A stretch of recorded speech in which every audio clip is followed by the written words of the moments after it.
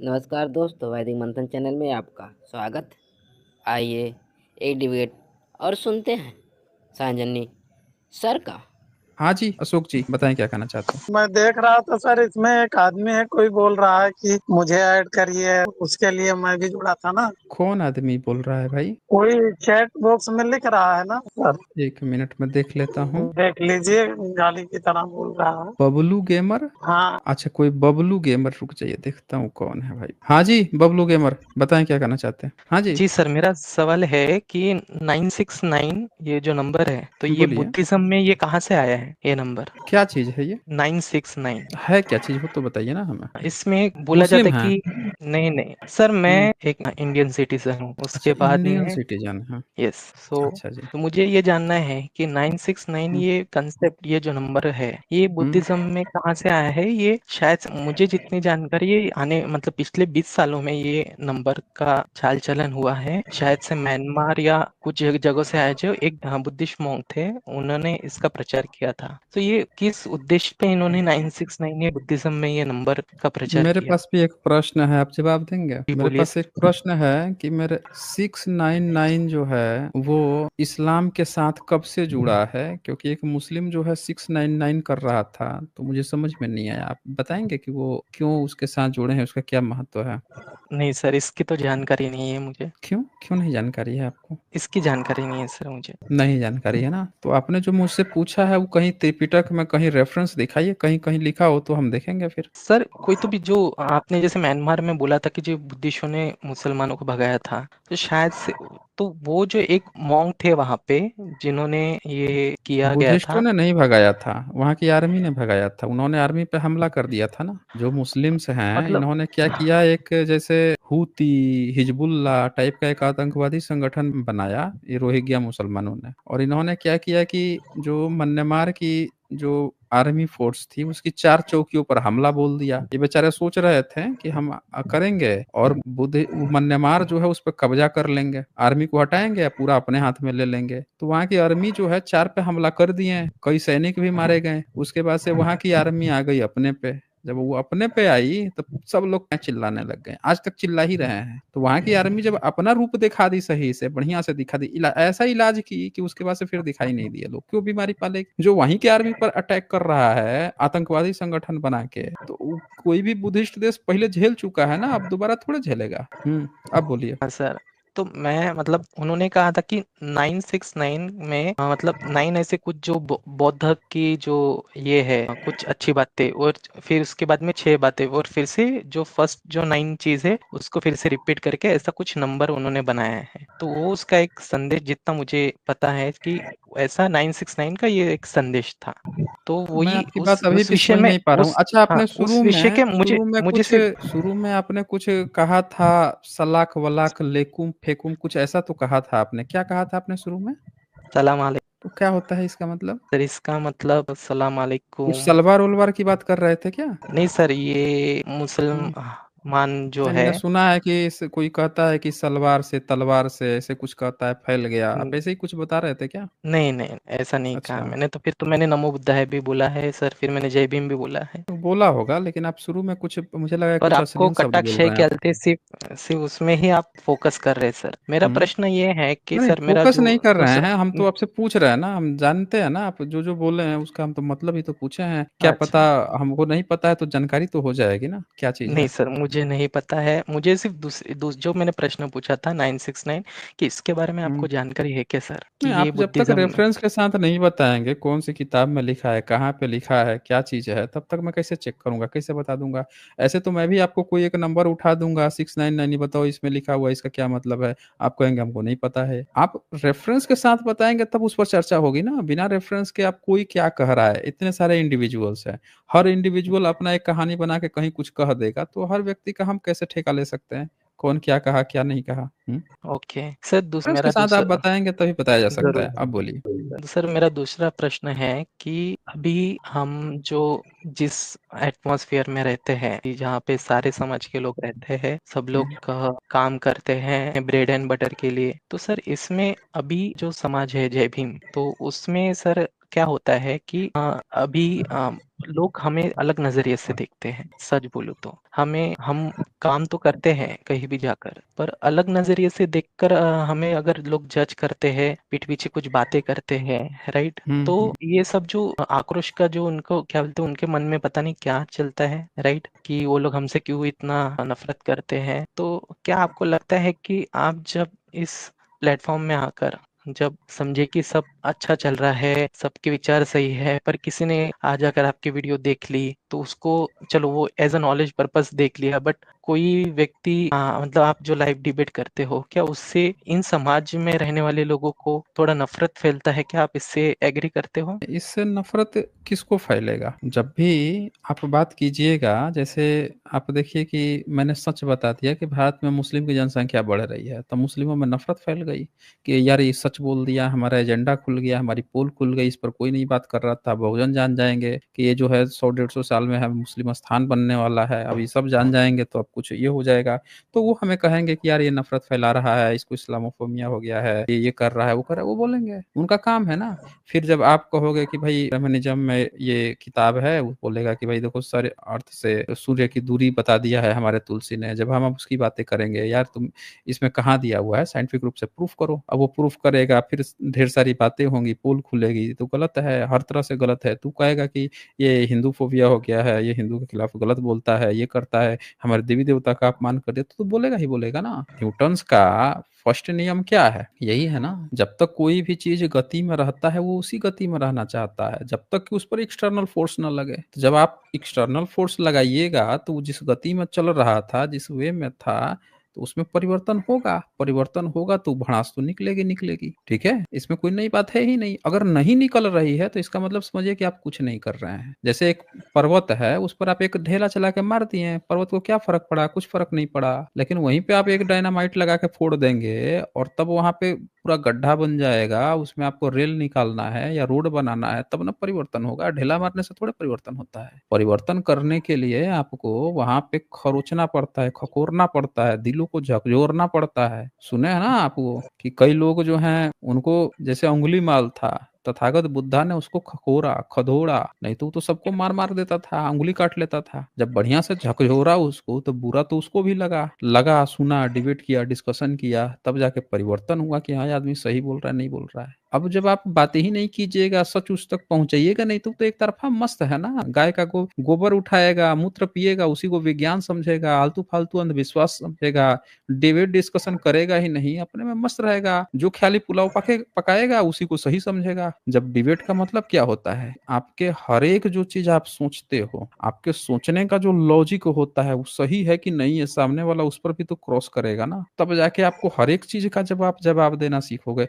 तब जाके आपको लगता है कि आप कितना सही हो, कितना गलत हो। जब आप एक तरफा स्पीच देते हो, जैसे ध्रुव राठी हैं, आए एक तरफा स्पीच देकर चले गए, आपको पसंद आया तो भी, नहीं पसंद आया तो भी, डिबेट तो हुई नहीं। तो उसमें जो सीखना है, जो पक्ष वाला होगा उसको बड़ा अच्छा लगेगा, जो विपक्ष वाला है वो कह देगा अरे अरे ये तो खराब है, ये है, डिसलाइक करो, ये करो करो, चला जाएगा पक्ष विपक्ष। लेकिन डिबेट में ना झकझोरा जाता है, उन क्वेश्चंस को उठाया जाता है, उन क्वेश्चंस पे क्वेश्चन को उठाया जाता है जो अब तक लोगों ने नहीं सोचा है। लोगों को एक नजरिया मिलता है, यार ऐसे भी क्वेश्चन हो सकते हैं। जैसे मैं बता रहा हूं कि मैंने जो भारत 150 साल में मुस्लिम बहुल बनने वाला है, 100 साल में बनने वाला है, ये जब डेटा उठाया तो सबसे ज्यादा बहुजन लोगों को दिक्कत हुई, क्योंकि उन लोगों को भी एक गलत किसी ने बता रखा था कि नहीं नहीं ऐसा कुछ नहीं होने वाला, ये सब झूठा आंकड़ा है। लेकिन जब मैंने उसको और एक्सप्लेन करके दिया तो बहुत सारे लोगों को ये समझ में आने लगा कि आंकड़ा झूठ नहीं बोल रहा है, बल्कि किसी ने व्याख्या ही गलत ढंग से। अब जब तक आप उसको बार बार डिस्कशन डिबेट में मैं नहीं करता, मैं एक तरफा बोल के चला जाता, तो क्या कहता, एक व्यक्ति उसको सही मानता और दूसरा व्यक्ति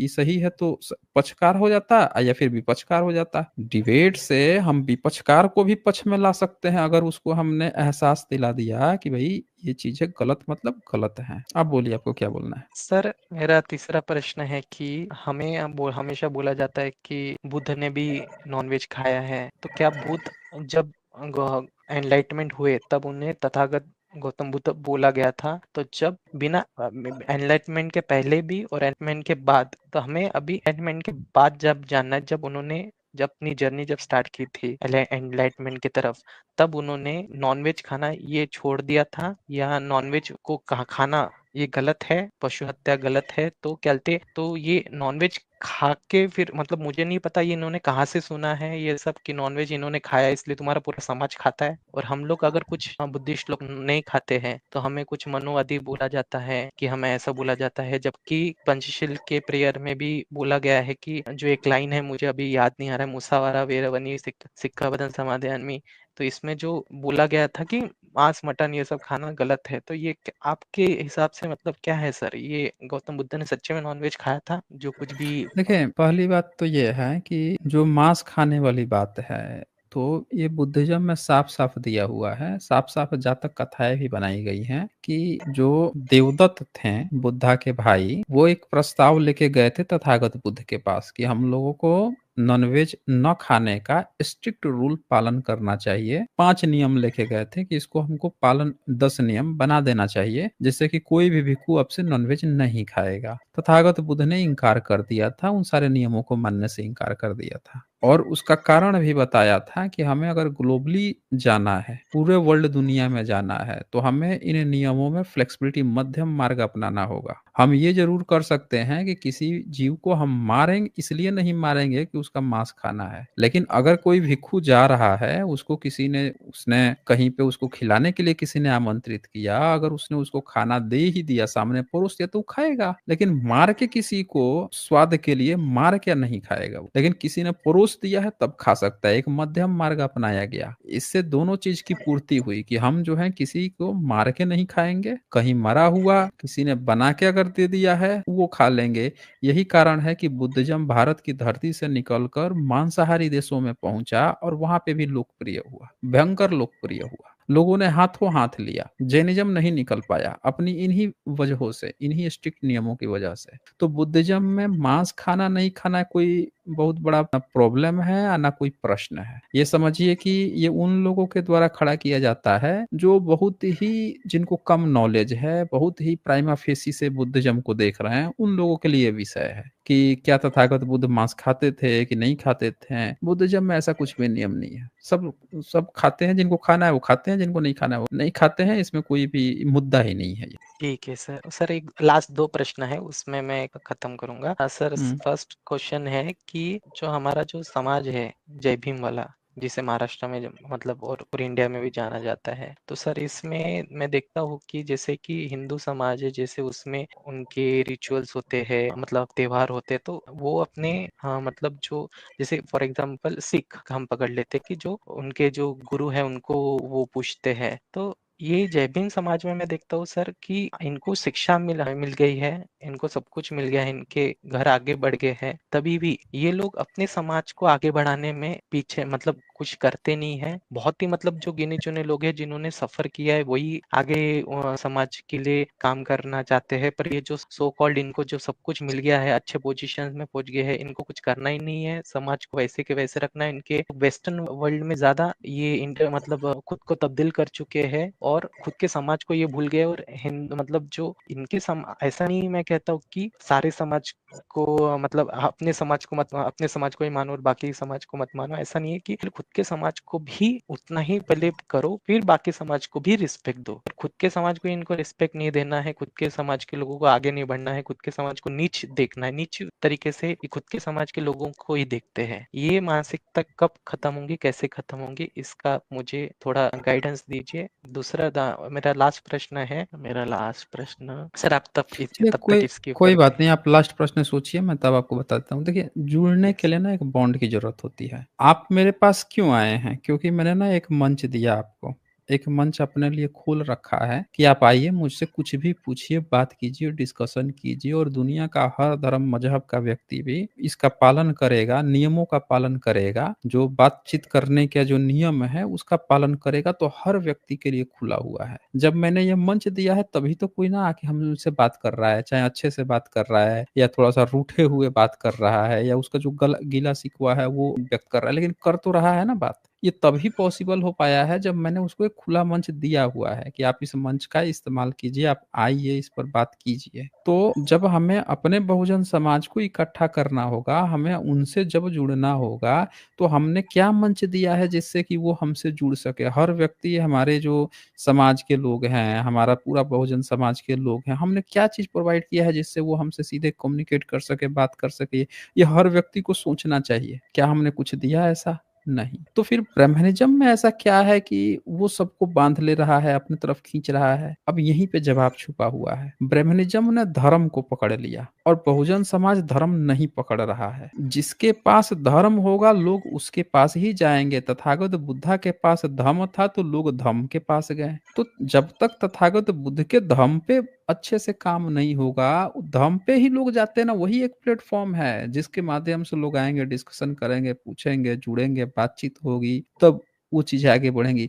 ब्रह्मनिज़्म हिंदू धर्म बना के उस पे बैठा हुआ है, तो लोग उसके पास जा रहे हैं, चाहे शादी-विवाह हो, चाहे कोई नीति नियामक हो, उसने धर्म संसद बना रखा है, सारे मंदिर बना रखे हैं, तीर्थ स्थान सब पे वो काबिज़ है, तो लोग उसके पास जा रहे हैं। जिसका धर्म तो बहुजन समाज को अगर आपको इकट्ठा करना होगा, तो सबसे पहले धम्म जो है ना, वही रास्ता बन सकता है प्रचार-प्रसार का। अगर कोई बहुजन जो है सोचता है कि हम हिंदू बन जाएँगे, तो वो कभी भी धम्म के लोगों से नहीं जुड़ पाएगा और वो जब जाएगा ब्रह्मनिज़्म में जुड़ने, तो वहाँ उसको जो है उसी औकात दिखा के उसको डाउनग्रेड करके रखेंगे कि तुम्हारी यही औकात है हमारे धर्म में, तू ऐसे बन के रह। तो वहाँ वो हमेशा बेइज्जत होते रहेगा। तो हमें अपने लोगों को पहले मंच क्या है, लोगों से जुड़ने का धम्म है। धम्म को एक ब्रॉड प्लेस बनाना होगा, जहाँ पे हर व्यक्ति खुल के आके बातचीत कर सके। आप मंच दीजिए ना, अपने किसी बंदे या किसी चीज़ को तो बैठाइए जो लगातार लोगों से कम्युनिकेट कर सके। हर व्यक्ति को पता हो, उसको कोई सवाल पूछना है, हमको धर्म ग्रहण करना है, हमको आना है, कहाँ जाएगा? आपको एक ऐसा मंच अवेलेबल कराना। भाई कोई कंपनी होती है, वो कंपनी क्या करती है? अपने कस्टमर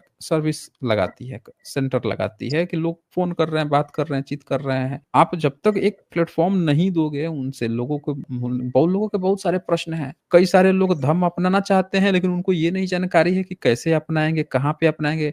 कई सारे लोग अपने घर में शादी-विवाह कराना चाहते हैं, लेकिन वो ब्राह्मण की जगह पे किसी भिक्षु को बुला के करवाना चाहते हैं। उनको पता ही नहीं है कि भिक्षु हमको कहाँ मिलेंगे, कौन से भिक्षु से मैं बात करूँ, कोई ऐसा मंच नहीं है, उनको जानकारी नहीं है। तो वो एक देखें, हो सकता है कि हर छोटे-छोटे क्षेत्र पे बनाया गया हो, लेकिन डिजिटली भी अवेलेबल होना चाहिए ताकि वो लोग जो अब तक नहीं जुड़ पाए हैं किसी से, वो लोग भी जुड़ सके उस माध्यम से। तो ये जुड़ने का माध्यम है, इस पे नहीं काम किया जाएगा तब तक लोग नहीं जुड़ पाएँगे। यही चीज़ है। जी, बबलू गेमर।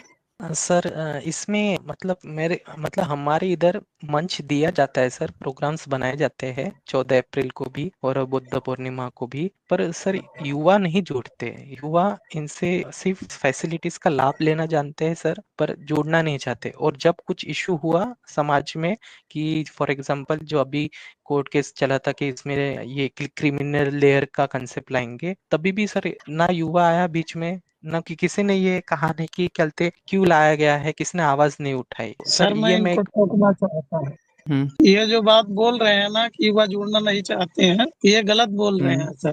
मैं सबसे दो ज़्यादा तो चार युवा ही मुझे स्टूडेंट, दिखते हैं जुड़ते हुए। ये गलत बोल रहे हैं। और पहली बात है, हमको इनमें ही डाउट है सर, हाँ, क्योंकि ये ये अपनी बात 2-3 ठीक बातें नहीं बोल बता रहे हैं रहे कि हैं। हमारा भीम समाज, हाँ, ये जो भीम समाज है ऐसे बोल रहे हैं। भीम समाज क्या होता है? बबलू गेमर आपका आईडी डाउटफुल नहीं लग रहा? नहीं सर, मैं तो सर मेरा चौथा ये प्रश्न पहले ये है। पहले चैट आप बॉक्स में जो ये आप लिखे थे, ये हाँ, शेर हाँ। बन रहे थे, अभी आने के बाद में ये बिल्ली के जैसे बोल रहे हैं। अशोक जी, अच्छा मुझे आना बब था इस प्लेटफॉर्म में, इसलिए मैंने ऐसा कहा। ठीक है, दूसरी नहीं, बात यह है प्लेटफॉर्म कि में मेरा जुड़ने का सुनिए मतलब ये सर। होता है कि आप गलत चीजों का फायदा उठाएंगे। अरे कहा गलत चीजों का, हमको आना था इसलिए हम बोले हैं। बस अच्छा सर मेरा बबलू एक लास्ट मुझे प्रश्न बबलू है सर, गेमर एक बात बताइए, लास्ट प्रश्न आप का सर मुझे आप जो उत्तर है दीजिए बस। बुद्धिज़्म की इन सभाओं में अटेंड करते हैं आप? जो बौद्ध भिक्षु लोग होते हैं? हाँ सर। अच्छा करते हैं, चलिए पूछिए। सर हमें कुछ अंक मतलब हमारे जो बुजुर्गों ने बोला है कि खुद को महार मत कहिए, बुद्धिस्ट कहिए। और हुँ, हमारे क्या क्या कहते हैं, कास्ट सर्टिफिकेट में भी सर महार 13 लिखा जाता है।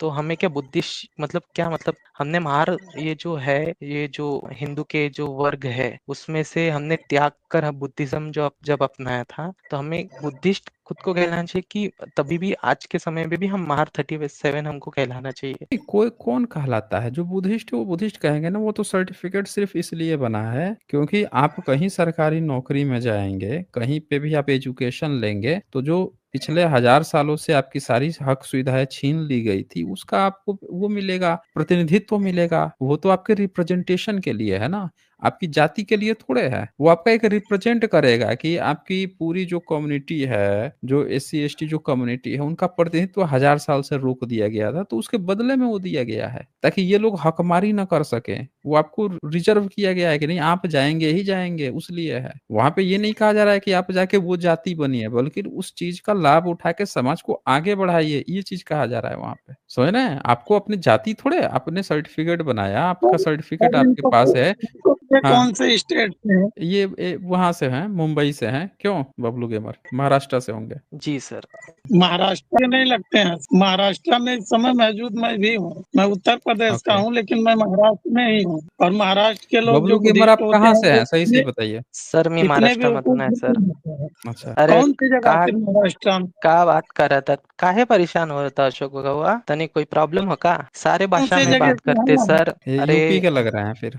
नहीं सर, महाराष्ट्र हम्म, से हूँ सर मैं। अच्छा आपके जी। आपसे जुड़ना चाहता था। जो भी प्रश्न थे सर मैंने आपसे कहे, इसका ही मुझे क्लैरिफिकेशन चाहिए था सर। और दूसरी बात यह हम्म है कि सर कैसे हम काम करते हैं, मतलब हम लोग ऐसे नहीं है कि कहते सर मेरे समाज में, मेरे फैमिलीज में भी जो मेरी बड़ी आत्या है वो भी भिक्खु है सर। सो बबलू देखिए सर, प्लीज बबलू आप सर, गेमर, तो संविधान के बात बारे कैसा में है सर, बबलू कुछ मुझे गेमर एक मैं जानते चीज आपको एक चीज सर मैं कहना चाहता हूँ कि हम्म मैं सबके साथ प्यार भावना से रहना चाहता हूँ, सबके साथ मतलब सारे धर्मों का रिस्पेक्ट करता हूँ सर। बात ये हम्म है कि मैं नहीं चाहता कि कोई मेरे धर्म की वजह से मुझे कुछ गलत नजरिए से देखे। मैं ऐसे एनवायरनमेंट में नहीं रहना चाहता कि ऐसा हो। आप समझ गए होंगे सर। देखिए बबलू गेमर, एक बात हमेशा याद रखिएगा। आप बहुत सारे ऐसे लोग हैं, बुद्धिस्ट लोगों को मैंने देखा है, जो ये बात कहते हैं कि ब्रह्मनिज्म की ना पोल नहीं खोलनी चाहिए, क्योंकि उसकी पोल जब खुल जाएगी ना, तो बहुत सारे जो बहुजन लोग हैं जब उसका सच जान जाएंगे, तो कहीं वो बुद्धिस्ट बनने लगेंगे या फिर वो अपना सही इतिहास खोजने लगेंगे। और ये जो काम करेगा ना, तो उससे क्या होगा कि फिर चेंजेज आ जाएंगे, बाबा साहब का मिशन पूरा होगा। तो उनका क्या कहना है कि हम भिक्षु बन गए हैं, हम जिस पद पोजीशन पे हैं उतना ही रहना चाहिए, आगे नहीं बढ़ना चाहिए, अपना टाइम खाता पूर्ति करके निकल लेना है। वो लोग ये बात बड़ा जोरों शोर से प्रचार करते हैं कि अरे ब्रह्मनिज्म की पोल मत खोलो, नहीं तो कोई हमको कुछ बोलेगा। अरे आपको क्या बोलेगा, क्या नहीं बोलेगा? वो 1000 साल से आपको यही तो बोलते आया है, अपनी किताब में स्क्रिप्चर में लिख दिया। आप तो कभी ना स्क्रिप्चर में लिखे हैं कुछ, ना उसके बारे में कुछ बोले हैं, ना अब कुछ कर रहे हैं। जो कर रहा है उसको तुरंत तुरंत ज्ञान सब लोग देने लगेंगे। अरे उसकी ना पोल मत खोलो, पोल खोल दोगे ना, सच्चाई सामने आ गई ना, तो बहुजन लोग कहीं बाबा साहब के राह पर चल जाएंगे, कहीं उससे जुड़ जाएंगे। तो मैं देखता हूँ ये कॉमन बीमारी है। बहुत सारे जो अपने को तथाकथित जो बुद्धिस्ट कहने की कोशिश करते हैं, उन लोगों में एक कॉमन बीमारी है। लेकिन मैं थोड़ा सा अलग व्यक्ति हूँ, मैं प्रॉपर बाबा साहब की राह पे चलता हूँ, बाबा साहब को ही फॉलो करता हूँ। बाबा साहब ने पोल खोली है, उन्होंने चीजें अपनाई हैं, जो जो चीजें कही हैं, सत्य के साथ चलना सिखाया है, वो चलते रहेगा। ठीक है ना? बाकी जिसको अपना काम करना है। अच्छा, एक चीज और रहता कि जो लोग ये बात कह रहे हैं कि नहीं पोल नहीं खुलनी चाहिए, कम से कम वो लोग एक सही भिक्षु बन के हर घर घर में जाके बहुजन समाज से मिलते जुलते हैं, सबको धर्म में वापसी करते, तो समझ में आता। बात ये है कि वो काम भी नहीं कर रहे हैं और वो चले आएंगे हम ही को ज्ञान देने के लिए। तो ये भी तो चक्कर है ना। बबलू गेमर जी, आपने एक बात कही थी कि युवा नहीं जुड़ रहे हैं। युवा क्यों नहीं जुड़ रहे हैं, इस पे आपने काम किया है? जी सर, मतलब मैं तो सर अपने तरफ से तो सर मैं चाहता हूँ जो कोई भी प्रोग्राम्स वगैरह होते हैं उसमें सहभाग होता हूँ। अब काम से हम्म हम लोग बाहर रहते हैं तो सर उतना हमें समय नहीं मिलता है, पर जब भी मिलता है सर हम्म, हम लोग ट्राई करते हैं। देखिए वही बोल रहा हूँ ना कि समय नहीं मिलता है। भिक्षु का काम जो है ना, 100% पूरी तरह से डेडिकेटेड धर्म का प्रचार प्रसार है। और धर्म का प्रचार प्रसार वो परिस्थिति अलग थी, आज की परिस्थितियां अलग हैं। जो कोई भी बहुत ज्यादा नियम पार करेगा ना, आप देखे है ना, जो नियम नियम पार करते रहता है, आज तक एक लड़ाई कोई नियम से नहीं जीती गई है, ये भी याद रखिएगा। लड़ाइयां भी जो है ना, तथागत बुद्ध का फ्लेक्सिबिलिटी वाला जो नियम है, उससे उसको अपनाएंगे तभी आप जा सकते हैं। जैसे तथागत बुद्ध ने जैसे ही इस बात को फ्लेक्सिबल किया कि मांसाहारी जो मांस खाते हैं जो देश में, वहां पे बुद्धिज्म कैसे जाएगा? फ्लेक्सिबिलिटी तो देनी होगी। या देखिए, पूरी दुनिया में छा गया बुद्धिज्म। तो जो व्यक्ति ना पूरे नियम कायदे कानून बना के देवदत्त की तरह बैठ जाएगा, तो वो खुद भी कुछ नहीं कर पाएगा, दूसरों को भी कुछ नहीं करने देगा। लेकिन मैं इतना जानता हूं कि अगर आगे बढ़ना है, आगे बढ़ाना है, तो आपको नियमों में फ्लेक्सिबिलिटी होनी चाहिए, तभी वो चीजें आगे बढ़ सकती हैं। ठीक है फिर, okay. Thank you sir, thank you sir. इसमें तो हाँ। मेरा डाउट अच्छे से क्लियर हो गया, ये जो नॉनवेज हम्म, में जो था। ठीक है, ओके। ठीक है अशोक जी। आज बस इतना ही, फिर मिलेंगे हम अगली डिबेट के साथ अगले वीडियो में। तब तक के लिए नमस्कार।